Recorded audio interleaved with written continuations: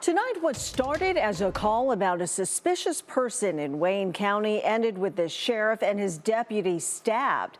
Sheriff Travis Ballinger and Sergeant Dan Brumme are both recovering now at home. It took authorities nearly 2 hours to bring the suspect in. Take a look at the 3 News drone overhead showing officers moving in and taking the man down as he surrendered. The suspect has not yet been identified or charged, which is why we are blurring his face. Tonight, questions, though, remain about why the man allegedly attacked them. Meanwhile, support continues to pour in from the community. Hunter Bertram is here to explain. Hunter. Alina, good evening to you both. Thankfully, both men are recovering, and tonight we're learning more about how this violent situation unfolded. Yeah, white male with long hair up onto the caller's privacy fence, started talking about killing his family, etc. Subject's now walking east on 604. A call to 911 at 9:42 in the morning, and the sheriff's office says this wasn't the first time this week they'd heard about him. Also once yesterday in a whole nother part of the county as a suspicious person walking around out in the county. Deputies track him down at 9:52 and let him go with a warning. Then another 911 call comes in a half hour later. Where at 10:59 our units arrived on scene, okay?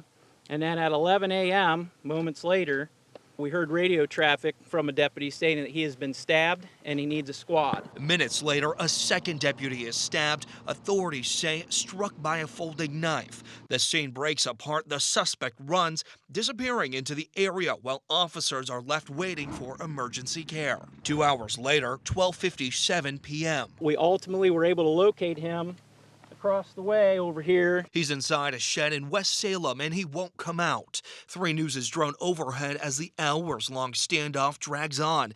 Inside that shed, authorities say the man was live streaming to social media and at one point doused himself in gasoline. And just before 2 p.m., he climbs down a ladder placed by law enforcement, surrendering. Our drone shows firefighters then moving in and hosing him down, removing the gasoline. And that's where we are here now today. Both the sheriff and Sergeant Brumme were taken to the hospital during the standoff. Brumme eventually airlifted to Akron City Hospital, both since released and recovering. We always pray and hope that that isn't our day, and it wasn't their day, thank goodness. And the alleged attacker is known to law enforcement and is from the area. They say he's expected in court tomorrow, where new details about the attack could come out and the charges he's facing. Lena Russ. All right, we'll keep following it. Hunter Bertram in the studio for us tonight. Thank you.